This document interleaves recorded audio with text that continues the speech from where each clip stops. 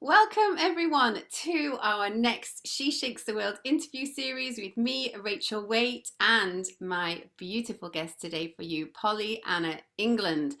Now, Pollyanna, wow, I'm so excited to have you here. And for those of you listening, I want you to know that I imagine that this conversation is going to be talking about finances, abundance, and how we can get in the flow of that. Pollyanna has an amazing story about this. And I really want you to take, if this is something that you struggle with, or even you want to just find out more about, I really encourage you to listen today because I feel these interviews aren't scripted, but I feel that we know, Pollyanna and I, that this conversation will head probably in that direction. So, Pollyanna, thank you so much for joining me today. And I always like to ask this, just introduce yourself to the audience and let us know how it is that you love to shake the world and make a difference.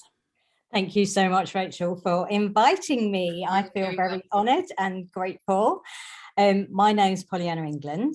I am a founder of a company called Nirvana Investors, but I've been on a journey, like most people, yeah. And I started the journey in fear. Like a lot of people do, I really started my journey in fear. When I was a child, I grew up in a very dysfunctional family and we were very poor. We had very little money to the point that I had to get my school uniform from the matron at school. And I was very embarrassed by that because I actually live in quite an affluent area. So it felt painful. It felt really painful. I felt not good enough. And I struggled with that for a long time. And fear is a great driver. And for the first half of my life, it was fear drove my life. And I knew what I didn't want. I didn't want to be poor. So I went all out. I worked and worked and worked. I worked 4 jobs at times. And I got myself to an amazing position. By the time I was 24, I was a regional sales manager for a stainless steel company, which even to this day would be odd. But at 24 years old, I had middle-aged men. I looked after 12 area managers and they were middle-aged men. You know, so it was a real... I was headhunted and they really saw something in me, like the drive. It was just the drive. I had sheer drive and determination and conviction of knowing what I wanted. And that took me so far. And I was obviously very proud of myself, but there was still this underlining current of not good enough, even though I'd achieved the success. And I remember buying a car for cash, and you know, you just have moments in life, don't you, that you remember, and feeling really proud of myself that yay, I got the car and I'd paid cash for it. And it was a Escort Cabriolet, which at the time was the bee's knees.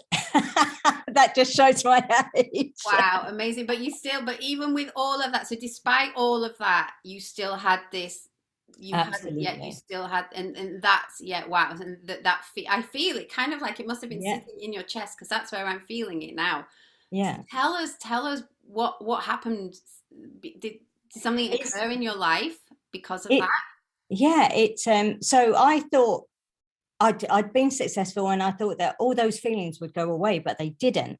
Wow. And my life changed because in that job I met someone and I became a mother. And that I had my daughter out of sheer naivety. Bless her, I love her dearly. But I thought that I could have a child and just go back to work. Okay. So and I did do that for about 1.5 years till I realized that it was just not working for us. So I then went into the state system for a little while, which was absolutely horrific and took me completely down into the not good enough. And I remember finding £5 in a coat pocket and crying because I thought, great, we can eat tonight. It was that bad. So you had all this success, and then you lost all the money. Yeah. Wow. So it was, I had to find my equilibrium again. Mm. And so I managed to find someone to look after my daughter in the evenings, and I went out to work. So in the evenings, I designed kitchens, sold kitchens, and I worked in a couple of bars because that was my work and my social life. So that I always find a way. There's always a solution, and I found a way, and I ended up getting married, and then life became much more stable, and I had 2 more children, and life became very comfortable. I did go back to work, and life was great, to the extent of when my children were very young, like 6 months and 2, the 2 younger ones, we moved into a mansion. Wow. And it was a 5,000 square foot mansion with indoor swimming pool, and the kids ended up going to private school. But the thing was, initially, I didn't feel comfortable because this was way out of my comfort zone. It's like, I didn't deserve this. It was all Wow. this. So, yeah. Yeah. Yeah. It was. And when I moved into that house, I lost half my friends. That's interesting. I remember you telling me about this. Yes. Yeah. How was that for you? Devastating. Because I didn't think I'd changed. That I felt really upset that they said that I'd changed, but I hadn't. I was still the same person, but they just felt really, really uncomfortable with coming your to this house. Yeah. Yeah. And we had, so life was very sweet, and I had to learn to get comfortable with that amount of wealth.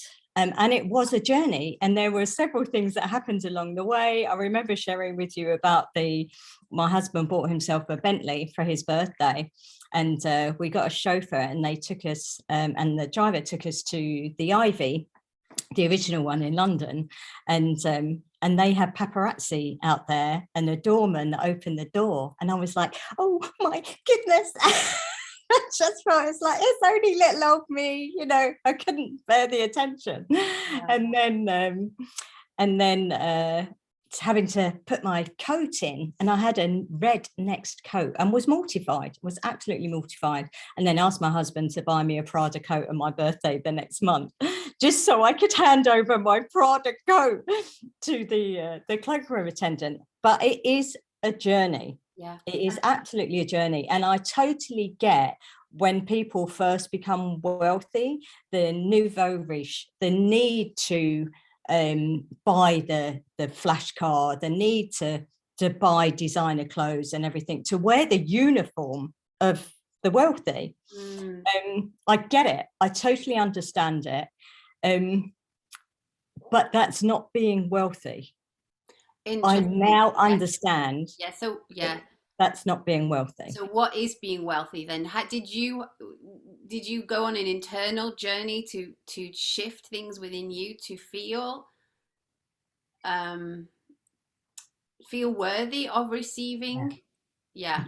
Okay. Absolutely. And I know people aren't going to like this answer, but it's not about the money. Yes. It really isn't. Absolutely. About the money. Yeah.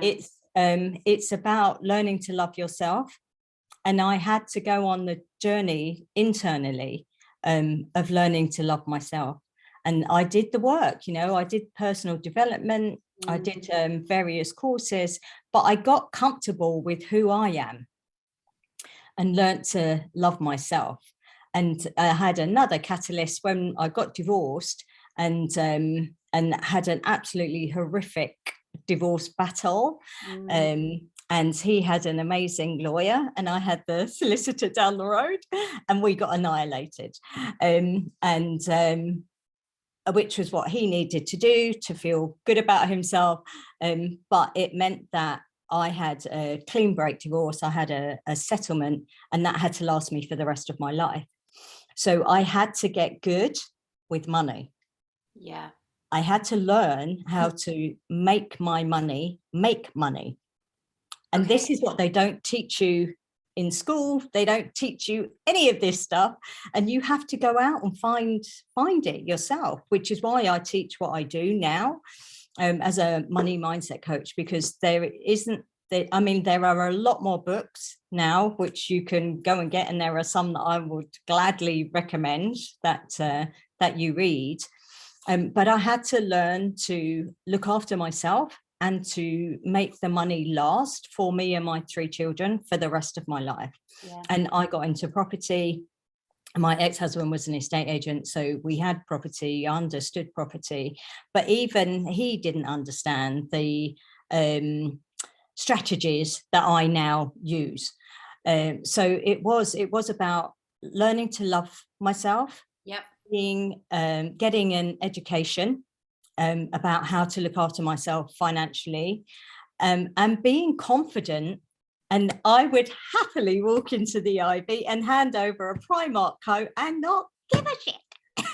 Excellent. I love that. I absolutely, yes. So you're so confident in who you are, in yourself, that Absolutely. actually kind of how you look and what you're wearing is irrelevant. Absolutely. I mean, this I top is love from that. Marks and Spencer's. Don't get me Yeah. wrong, I have designer clothes in my wardrobe. I go to nice places, and I get to wear them, but I don't need to. To prove There is, anything. yeah, there Yeah. is no need. I am comfortable in my own skin, Yeah. in my own clothes, however I look, whether I've got makeup on, no makeup on, doesn't bother me whatsoever. I love me. Yeah. I know I'm good enough. And if someone doesn't like me, that's okay too. I don't expect everybody to like me. You don't have to love me. It's okay. And that is such a great place to be in life. It is. And if you want money, if you want to attract money, you have to be grateful for what you have already. Yeah. I was going to ask if someone's listening, either they're listening and they have lots of, maybe they've got the money, but they've not done the internal work. Yeah, There is a journey to go on there, isn't there? Because otherwise absolutely. you're never going to feel the happiness, the joy. You're never actually going to feel yourself wealthy. You said abundant. So there's a journey to go on there, and learning to see where you might be triggered there. Is there something to work with? Do you love yourself? Do you feel, is there some an internal journey to go on there, so you feel you feel it's almost like, because the money's not going to make you happy. It isn't. No, that's a byproduct almost, and so you have to feel that within yourself, I think, if you can. Absolutely, you're so right, Yeah. because when I got married, and eventually, when I actually, let me just do a by note here. When I married my husband, he was £1 million in debt. Wow. Because it was the recession, and yeah, he'd had to borrow lots of money just to keep his business afloat. So it was a very challenging time for us, and we were a team in the beginning. And once the loan was paid back and money started to come in, life became better. But it wasn't like that in the beginning, and he was very humble when I first met him. And ironically, I divorced him because the more money he had, the more his treatment of other people was not good. Wow, interesting. Yeah. And it really made me feel uncomfortable, the way he treated people. He was the person in the restaurant that was like to this waiter, and I'm like, yeah, you don't need to do that. But it was that kind of behavior, and that's it. And some people have money and they don't know how to treat other people, because they think they have to be superior. That's not it. It's not. It's that having money does not mean that you treat other people badly. No. That's not it. No. There's so many stories I could share We could talk about this about. for hours. I know we could, Polly, and I Yeah, could feel it. But I also realized that we can't go on for hours about this, but people yeah, can always reach out to you and find out more about your absolutely. money mindset work, because I feel that it would be quite pivotal for some people listening Yeah. to reach out to you about that. Um, the other thing I was going to ask is, if someone is struggling, let's say they are struggling financially, and they're on the other end of the spectrum. Maybe they don't have as much as they really feel that they need, and they're wondering what they can do first. What would you suggest might be something if someone's wanting to attract more money into their life? Is there a little quick tool you could share that maybe help them just begin that journey of feeling this flow? I think there's three things. The first thing is drop into deep gratitude for absolutely everything you have. And I know that when you don't have anything, that may feel really hard because you're in a negative mindset. And I know you're in a negative mindset because you're in that position, and it becomes a cycle. But in order to break the cycle, literally, there are so many things to be grateful for. If you have a roof over your head, if you have water coming out of the tap, you know, you're alive. There are so many things to be grateful for, that really just fall into deep gratitude for your life, because there are other people that do not have that. And their circumstances are, there's always someone in worse circumstances than you are. So as you're sharing that, so I know that means that someone needed to hear what you just said. Yeah.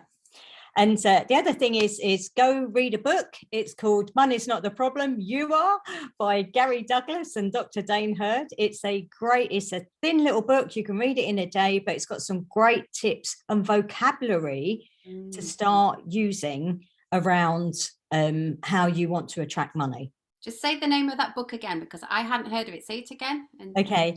It's Money is Not the Problem, You Are. Wow. And it's by Gary Douglas and Dr. Dane Hurd, Heer. Yeah, it's a great little book. It's life-changing. It really is. It's a little book, but it has such great vocabulary. And that's the third thing. It's watch what you say. Because I work with a lot of people who are actually very successful. And one of the phrases that they say to me all the time is, I can't afford it. It's not true. It is absolutely 100% not true. But their vocabulary is like, oh, we can't have that. They deny themselves pleasure. And so one of the things I work with when I work with people is their vocabulary. Watch what you are saying. Yeah. So if you hear yourself saying something negative like that, then put a word on the end. Just say, we can't afford it yet. Such a powerful word. I love that word. Yes, that was going to be the one thing that's the one thing I say, yet, because it makes the universe open up and go, okay, possibility. There's a possibility, and I'm open to it, and I'm open for it coming in. I can't afford it is an absolute shutting the door, closing the door. Nothing can come in. There's no options. I can't afford it yet. How hopeful does that sound and feel? And it's like, yes, okay, but it's on its way. Yeah, and that's if you have the habit of saying that. One is like, it's easier to add a word, and then get it out of your vocabulary and start saying, what needs to happen in order for me to afford it? Okay, so change the vocabulary completely. What needs to happen in order for me to be able to afford X? Or whatever it is. So it's so powerful to change your vocabulary around money and how that is. I love those really, really three powerful, really amazing tools. Thank you for sharing those, Pollyanna. I think I didn't know the book, but I think into both of those options. Definitely the gratitude, definitely the adding the word yet or changing, and very much being mindful of what words and what energy is coming out of me, what words are coming out of my mouth, what energy is coming out of me around it. Pollyanna, we can't end this interview. I know before we also talk about, I'd love for you to share more about Nirvana Investors, because I know this is how you're shaking the world. This is your passion. This is how you really want to make a massive difference in the world. And this is why I'm bringing such wonderful people like you forwards to show that actually we do need to shake the world. And please just share a little bit about Nirvana Investors and how you're shaking the world with this. Thank you, Rachel. I'm really appreciative that you let me have this opportunity to talk about Nirvana. Nirvana started by accident. It found It me. wasn't an I accident. didn't I find was it. Yeah, exactly. like, There's no such thing as accidents. A very dear friend of mine was attacked during the first lockdown in COVID. Her partner tried to strangle her, and it was witnessed by her two young daughters, and she fled the house. She sent her girls to their dad, and she was sofa surfing for a little bit until she found a landlady that managed to rent a place, because this was during the first lockdown where nothing was open, and she managed to get in there. So she was really, really grateful. And then she became stuck in that property. It was a 2 up, 2 down, and it was tiny. It was lovely and clean, but it was tiny. But she couldn't get out of there. She was an interior designer. Her business had been suffered greatly during COVID, and so she couldn't rent anywhere bigger because nobody would take her. And her support network, her parents were saying, well, you're going to have to go on the council list. She'd never been in a council property in her life, and that was not what she wanted. So when she spoke to me, I said, right, I'm very solutions driven. So I'm like, okay, this is what we're going to do. I'm going to buy you a property, go look for one, and then you can buy it back from me later on when life is better. And that's exactly what we did.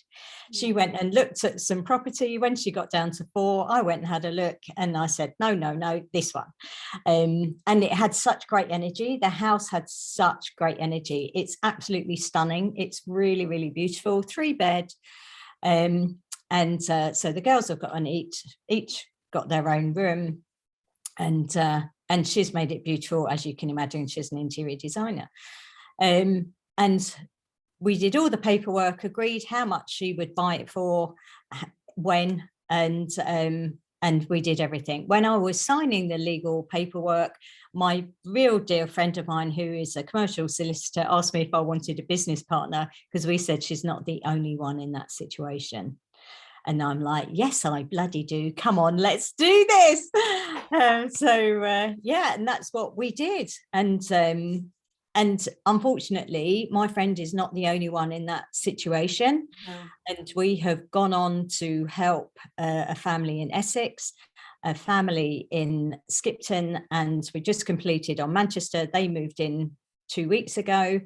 At Easter, and we're putting offers in Exeter, and I'm going for 10 for the end of the year. Amazing. So the target is for 10 homes by the end of this year, and we've got about 7 in the pipeline, so we're up to 7 in the pipeline. This is amazing. You know, I can really see like this really growing and growing, and how there's, like you said, there are probably so many.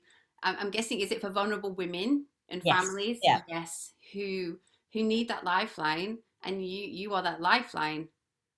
It is. We are very niche in that, Mm, yes, we do help vulnerable women with children, but they have to be in a position that they can be mortgageable within 5 to 10 years. yes, So we help them with that. I know you do. We Yes. help them with their business. They tend to be self-employed. So Hannah is a business coach, and obviously I work with the mindset stuff. So we do work with them in order to help them achieve it, because the whole idea, the whole purpose of it is we want to shape the world. We want them to own the houses. We don't want tenants. We Yes. want them to actually buy the house. You want them to be from us. empowered. Yeah, exactly. But Yes. already I know that we're shaking the world, because the woman we helped in the beginning has had her best financial year ever. She's a worry gut. She wanted a 10-year option on it. She's going to buy it in 5. She's going to Amazing. be in a position to buy that house in the next 4 years now, because she's already been in there in a year. It's amazing to have someone believe in you, support you. The world is open, becomes a possibilities, and it's just amazing to see and to witness. Yes. It's just so amazing. She I has can, done an yeah, amazing job. I can feel your excitement and your joy for what you're doing, and Yeah. how you're actually creating such amazing ripple effects in the world, because you're helping these women almost stand in their power, stand in their gifts, and actually you helping them, and just imagine how many people they are actually then going to be able to have a ripple effect with as well, with what they're doing. So I can see. Yeah, but also it's the children, because the children Yes, get to have stability. They don't have to absolutely. move schools. They get to stay with they get to build relationships with their friends. They Yeah, get to know that their mum's doing the best that they can, and they're yeah, gonna have stability. yes, It's, yeah, and the mum is happier because they've yes, got stability, and yeah, that's that, it's so powerful. yeah. It's so powerful. If anybody is, I'm always happy to share. And if anybody wants to speak to Pollyanna about this, either because, you know someone in that position who maybe needs the help, or you're at that point in your life where I want to have a conversation with someone about, about what you're up to, and maybe they'd like to invest. I don't know. I suggest they perhaps just have a conversation with you and see where that goes. Because I was also thinking, further on down the line for me, sometimes we want our money to do good, don't we? And if we could, Absolutely. and I really could feel that there would be so much good done with my abundance by, Yeah. investing in nirvana. I think I can feel it for myself anyway. Thank you. It is, we couldn't have done it by ourselves. We No, have a network of investors that work with us, which I'm extremely grateful for. They yeah, are amazing women themselves that have become successful. And as you yeah, say, they want their money not only to make it a bit of money, but to do good, yeah, to make a change, to make a difference. yeah. And their money is certainly being put to good use and making tremendous amount of difference. So Fantastic. yeah, I I'm so have. grateful. I'm just so excited by this whole conversation. Thank I you. have one final question for you. It is, Pollyanna, why do you think that we need to shake the world? Why is it important that we support women also to be able to shake the Yeah. world themselves? The funny thing is, it's I've been thinking about this, and one of the things that comes up for me is that, especially as women, we don't shine as brightly. We don't go big. We do our thing and we keep it small. And for me, Nirvana got me out of my own way of being playing small. I can't help anyone playing small. I can help so many more people if I get to play big. Is it scary? Yes, it bloody is. But am I going to do it anyway? Yes. I've got to do it anyway, because it's great to help my friends, but to be able to help other people as well. These people I've never met before. Some of these people I've never met before. So it is amazing and has fulfilled me. This is the most fulfilling thing I have ever done in my life. And I don't do it for money. I do it because of the difference and the purpose that it gives me in my life. I jump out of bed in the morning because I have so much purpose. Life is very purpose driven for me now. Amazing. That was so powerful, Pollyanna. So don't hide your light, go Yeah. big, because Yeah. when you do that, I can see the joy emanating out of you. I can feel your purpose emanating out Yeah. of you, and I can feel it radiating.